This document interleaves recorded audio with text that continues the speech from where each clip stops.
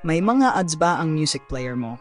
Minsan ba ay may lumalabas na mga ads kapag nagpa-play ka ng music?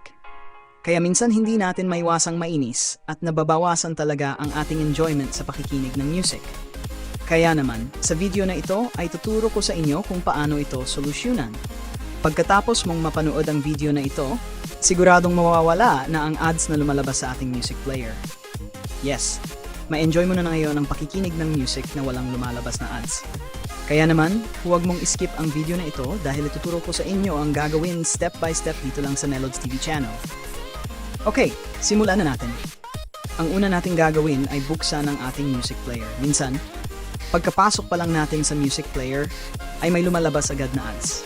Hintayin na lang natin itong matapos. Ngayon, i-click natin ang settings na nasa kaliwang bahagi sa itaas ng ating screen. I-click natin dito ang settings. Sunod ay i-click natin ang advanced settings. Dito, scroll down lang natin at hanapin ang additional settings.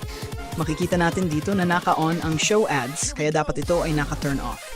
Kung ito ay naka-turn off na, wala na tayong makikitang ads habang ginagamit natin ang music player na ito.